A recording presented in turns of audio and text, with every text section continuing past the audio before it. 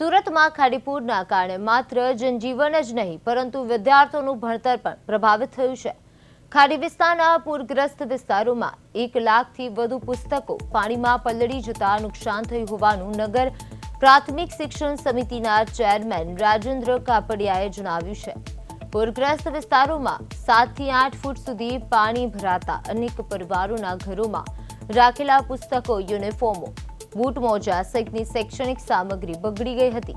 पानी ओसर्या बाद अधिकारीओए असरग्रस्त विस्तारोनी मुलाकात लीधी त्यारे वालीओ पलळेला पुस्तकोने सुकवता जोवा मळ्या हता। विद्यार्थीओने मददरूप थवा माटे नगर प्राथमिक शिक्षण समिति द्वारा राज्य सरकारने 1,01,200 जेटला पुस्तकोनी मांग साथे पत्र लखवामां आव्यो छे। आगामी 1 अठवाडियामां असरग्रस्त विद्यार्थीओने पुस्तको, यूनिफॉर्म, बूट मोजा सहितनी કીટ આપવામાં આવશે।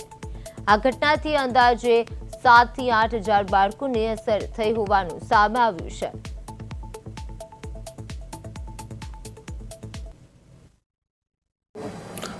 જે પ્રકારે સુરતમાં વરસાદ પડ્યો ને ખાસ કરીને ખાડીપુરની જે સમસ્યા છે તે સતાવી રહી છે ને તેની શિક્ષણ ઉપર પણ અસર પડી છે। અને જે રીતે સુરત મહાનગરપાલિકા સંચાલિત જે શાળાઓમાં કેટલાક વિદ્યાર્થીઓના પુસ્તકો સહિતનો જે સામાન છે તે પલળી ગયો હતો, ત્યારે આપણી સાથે શિક્ષણ સમિતિના ચેરમેન છે તેમની સાથે જ વાત કરીશું।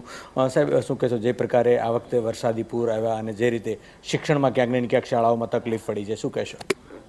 આ વર્ષે વરસાદને કારણે ખાડીપુર આવવાથી નગર પ્રાથમિક શિક્ષણ સમિતિની મીઠી ખાડીમાં આવતી શાળા હોય, પાંડેસરા નાગસન નગરમાં આવતી શાળાઓ હોય, એમાં ખાડીપુરના પાણી ભરાઈ ગયા હતા। આને કારણે બાળકોના પુસ્તકો હોય, એમના યુનિફોર્મ હોય, સ્કૂલ બેગ હોય, એવું દરેક વસ્તુઓ, શૈક્ષણિક કીટ હોય, એ ખાડીના પૂરમાં તણાઈ ગયા હતા। પરંતુ આપણી રાજ્ય સરકાર એટલી ચિંતિત હતી તો એમણે નગર પ્રાથમિક શિક્ષણ સમિતિને આ બાબતનો અહેવાલ માંગ્યો હતો કે કેટલું નુકસાન થયું છે, અને એને કારણે નગર પ્રાથમિક શિક્ષણ દ્વારા તારીખ 1/7 રોજ પાઠ્યપુસ્તકો પલળી ગયા હતા તેનો એક રિપોર્ટ રાજ્ય સરકારને મોકલવામાં આવ્યો છે।